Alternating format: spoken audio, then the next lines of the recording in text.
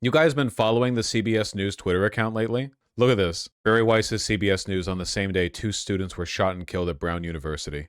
It's legitimately like it's not the only thing they're posting about now. It's these non-stop interviews between Erika Kirk and Barry Weiss. Are they trying to pump up those numbers? Every single one of these posts is hideously ratioed. Like, nobody is happy to see them, you know? Least captured media. It's really, really funny how badly, at least for now, how bad of a job. You'd think that if you were a Zionist deep state plant whose job was to infiltrate and corrupt CBS News, you would have a better idea on how to do it than we're going to just dedicate the rest of the entire, like all the time the network has to me personally interviewing an evil demon woman. Yeah, isn't this a little bit unsubtle? Like here's the two, like all the people working at CBS despise us. You know, nobody respects us. I'm going to just showcase myself. The 2 least charismatic women in the world pantomiming grief for the camera. It doesn't help that Erika Kirk looks like this. Look at her face. But we serve a just God, and I rest easy in knowing that. He's sovereign, but he's just. And so let the Lord handle that. Look at these little sociopath micro movements she has to do to attempt to mimic the look of grief, or I guess sincere emotion. But we serve a just God, and I rest easy in knowing that. He's sovereign, but he's just. And so let the Lord handle that. But we serve a just God, and I rest easy in knowing that. He's sovereign. It's genuinely upsetting to look at, right? Like, she does not look like a human being. Erika Kirk really does look like that. No, she does. It's insane how evil she looks. Are there not any media people at CBS who are like, "Hey, Queen, great job moving your eyes"? They're easy in knowing that. Shut the fuck up. There's nobody present there who's like, "Hey, the thing you're doing with like the tiny pupil eye pop eyebrow wiggle stuff, like this is really selling it. You know, people love this shit." I don't get it. Look at this shit, man. This is their last post on her from 5 hours ago. Erika Kirk's message to people who celebrated her husband Charlie Kirk's assassination. You're sick. 100 likes, 400 comments. I mean, it's CBS News, dude. What are they doing? It's just not a very effective, like, takeover. You know what I mean? Also, I know Barry Weiss is like an Israeli agent or whatever. Evil, you know, envoy of Netanyahu and Ben Gvir or whatever. But they can't stop making it obvious. So Charlie Kirk was personally anti-Semitic, as all Nazis are, right? But tout along with the Israel thing conditionally because it was sort of geopolitically useful and he didn't want to like break ways with the party, you know. There's some evidence to indicate that he was kind of on the fence about continuing to support Israel, like around the time of his death. And that's one of the things that fuels the conspiracy that Israel killed him, which I don't believe. I think that's really stupid.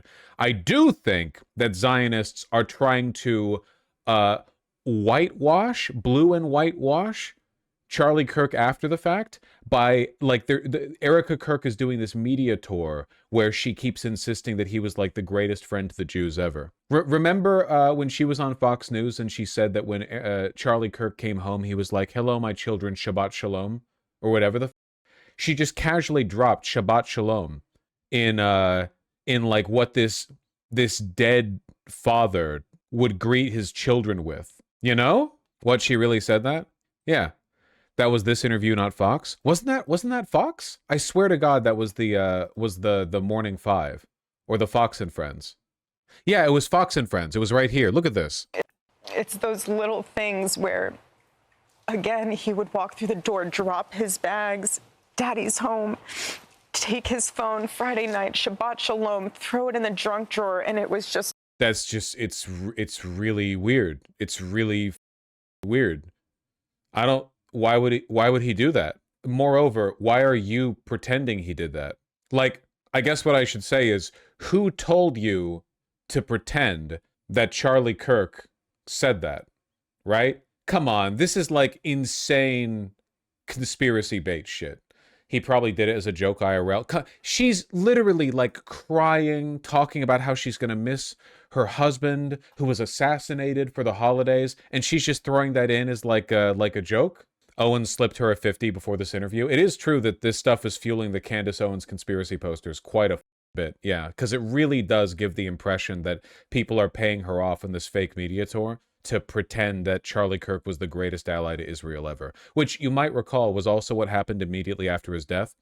Remember how, both from the Israeli government and from their affiliated Zionist grifters, there were a bunch of people talking about Charlie Kirk as though he was the greatest ally to Israel the world has ever seen? Remember? Literally, like, before Kirk's body was even cold, they were talking about him like a hero for the shared, American-Israeli relationship. Stuff like this is a lot of conspiracism it fuels, Walk through the door, drop his bags, daddy's home, take his phone Friday night, Shabbat Shalom, throw it in the junk drawer, and it was just all us. And that's what I always wanted to make so special for him, was coming home. I'd always say, baby, I don't care what time you get home. At his WWE funeral, they emphasized it. Yep, 100%. Except for when Tucker Carlson was at the stage and he said people with, with head wraps killed him. Bob Milgram is the father of Sarah Milgram. Sarah was fatally shot last May. Here live from the 17th town hall Barry Weiss has done with Erika Kirk. Outside the Capitol Jewish Museum in Washington, D.C., alongside Yaron Lashinsky, her boyfriend. Sarah was just 26 years old when she was killed. Bob, thank you so much for being here. Thank you, Barry. Hello, Erika. Wait, they've done more than one? Yeah. They did a full interview, which they broke into dozens of parts and kept posting over and over. Now they've done a town hall, because this is just a normal thing you do when you're a grieving widow. You go to CBS News and have a town hall where people come up and ask the grieving widow questions. Just a normal part of the grieving process. Is this recent or in September? This was 1 day ago, I think. Yes, sir. Just as our... Oh, wow. And incredibly, you wouldn't believe it, guys. The full CBS News studio interview is also hosted on Barry Weiss's network, The Free Press. I wonder how they were able to get the rights to that. Really makes you wonder, how the Free Press was had no trouble getting their hands on that. Extended a town hall with Erika Kirk, sit down with Erika Kirk. These are separate events. Or they might have happened on the same day. They were sort of separately advertised events at the very least. Family could not anticipate the pain we've been going through following the murder of our daughter, Sarah. There is no way I can understand the pain that you and your children are going through as a result of Charlie's tragic death. Our daughter was killed because of anti-Semitism, hate against Jews, and hate against the Jewish homeland, Israel. Yeah, just like a very again, like, what are Erika Kirk's qualifications here? She's a grieving widow. All right, here, okay, we have a Zionist coming up who's going to ask you to endorse the state of Israel.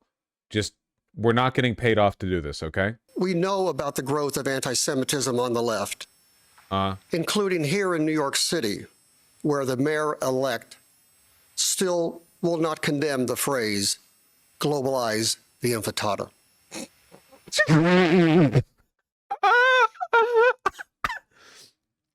the empanada. Oh my God, dude. It's just, everything is such a joke all the time. I refuse to believe that every civilizational collapse has been this stupid. It wasn't. It is. Yeah, it's true. He has not specifically condemned the phrase globalize the intifada. That is true. I mean, he's spitting facts here. I don't know what you want him to say. What I want you to address is growing anti-Semitism on the right, including Holocaust denial. I'm a little bit worried, and Bosch seems to slip into this now and again. You can just change the word Zionist with Jew, and it's the same old anti-Semitic rhetoric. I won't accept that. When have I done that? When I say Zionist, I'm always referring to a really broad coalition, largely of Christian evangelicals, conservatives, centrist Democrats, and about half of Jewish people. I've never used those terms interchangeably. There are certainly people who are Jewish and Zionists, but like, Is Erika Kirk Jewish? I mean, is she? I don't think she is. She's wearing a cross, a bedazzled cross necklace, so probably not. No, I don't think that's true at all. I think that it is very easy to keep the lines clean, and the problem is that Zionists and the entire state of Israel have literally spent billions trying to, like in a non-stop media push, propaganda campaign, trying to conflate the two so that they can engage in exactly that kind of disingenuous silencing. You know? I don't think I have an issue with that at all. But we're dealing with a very real like rise of anti-Semitism right now. It's just that these people love it. Netanyahu, the Zionists, they love it. They love the anti-Semitism because it just justifies all the bullshit they say about how they're the only safe space for Jewish people and they need to remain an infinite genocide fortress, you know, that in order to protect themselves. That's their shit. They want you to believe the world is dangerous for Jews. It's nasty business. Anti-Zionism, and the normalizing of centuries-old conspiracy theories about Jews. Will you here condemn the individuals spreading that hate and speak out clearly enough? Is this about Candace Owens again? They've brought up Candace Owens like 5 times in between Erika Kirk and Barry Weiss. They keep talking about her. Against anti-Semitism so we can prevent another tragedy. Yes, sir. First of all, I'm so sorry. You and I are a part of a very small club. Painful. But you're in good company, and I will pray for you. Seriously, do they not have anyone on set at CBS there to step in and say, girl, you need to tone down being absolutely terrifying to look at? Another tragedy. Yes, sir. First of all, I'm like, so what sorry. Nobody looks like this. You and I are a part of a very small club. Painful. Pain club. But you're in good company, and I will pray for you. It sucks, doesn't it? Recalibrating. I should look sadder while talking about the death of my husband. It sucks, doesn't it?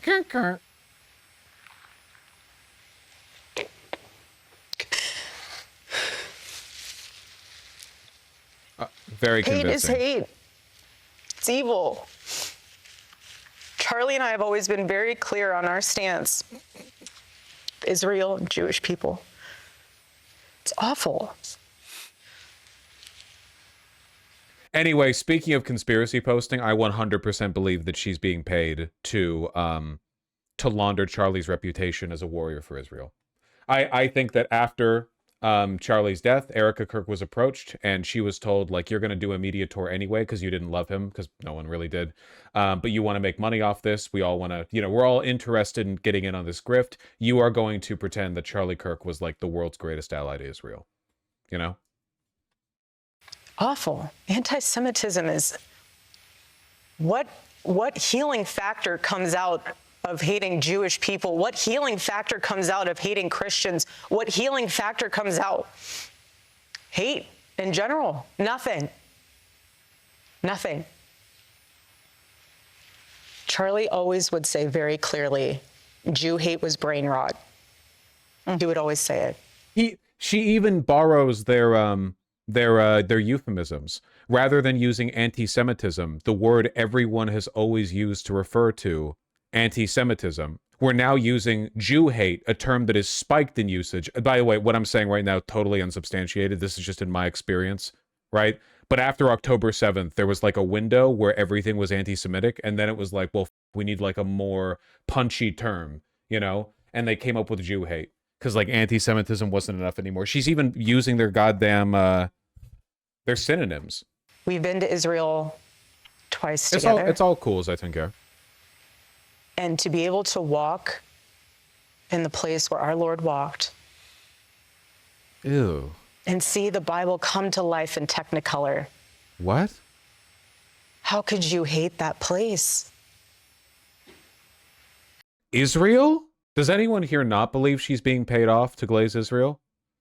Go to Israel to see the Bible come to life in Technicolor? What the f*** are you talking about? The cool shit in the Bible was like the magic spells and the wizards and stuff.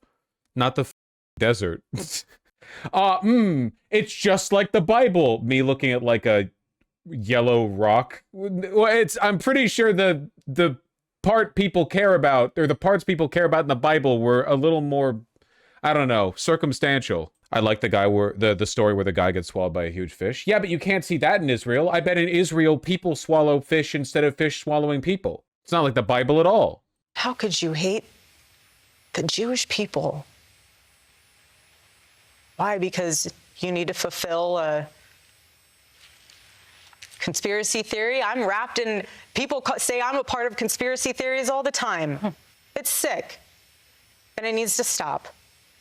We are human. No one is perfect. No Christian is perfect. No Jew is perfect. Does anyone remember like what the question was?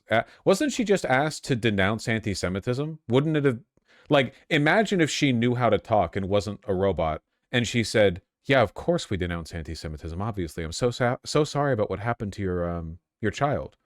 Instead of this weird 2-minute filibuster, she's reading off of like a tourism pamphlet to Israel or something. This rhetoric is tailor-made for American evangelicals. Yes, you are completely correct. This shit resonates with them very much because they're also not human. This resonates with them. Like, it's tuned to them, like, very, very closely. I'm telling you, she's been paid off. No Muslim is perfect. We are broken, sinful humans in need of a Lord and Savior. Yeah. The evangelicals love this stuff because they're really weird. They're really, really weird.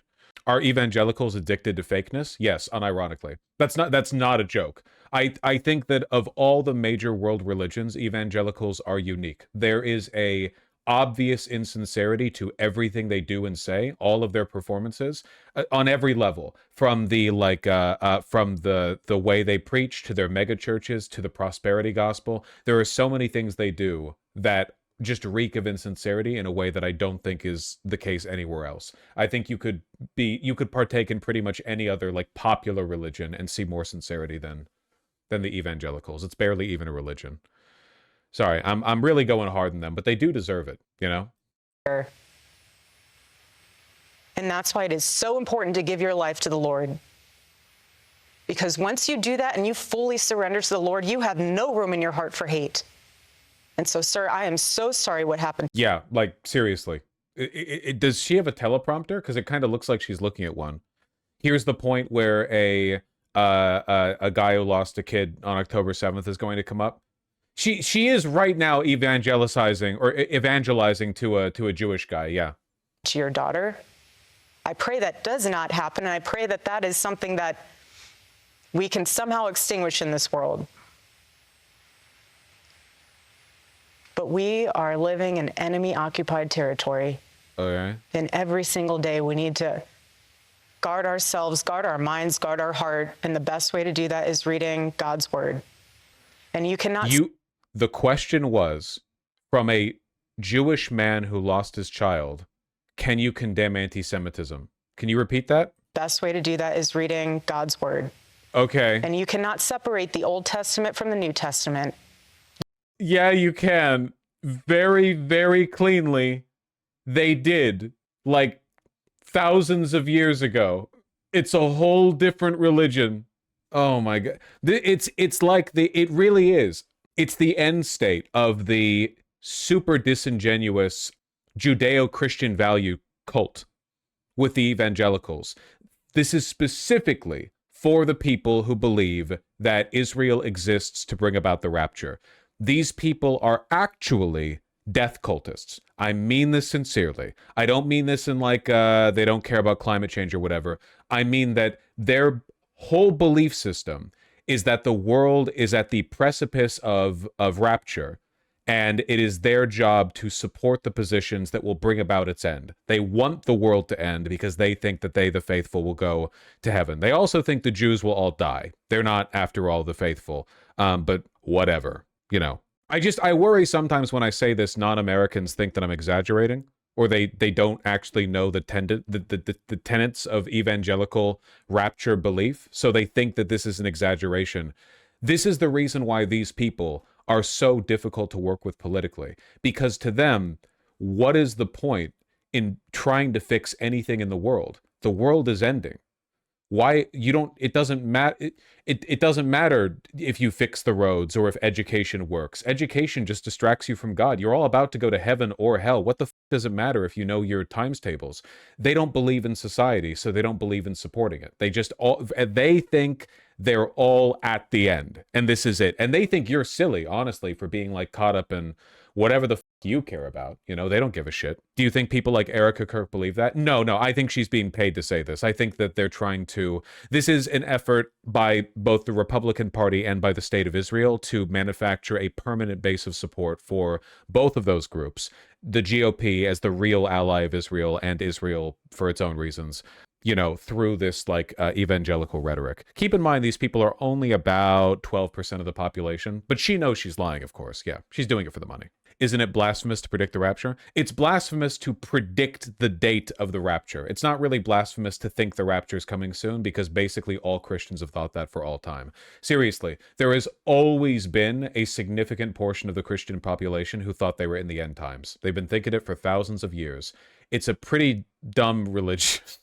Okay, my understanding is that it used to be less common before Protestantism, because back when everyone was either Catholic or Orthodox, it was easier to stamp down on the rapturism because you had a pope, or, you know, you had a patriarch or whatever. So there were people who thought the rapture is going to happen any day now, but then the pope would just have you killed, right? But with Protestantism and all of the, you know, myopic, narcissistic, it's my relationship with Christ that matters and nothing else, who cares about works, bullshit. Now all of a sudden everyone becomes empowered to make their own predictions, you know?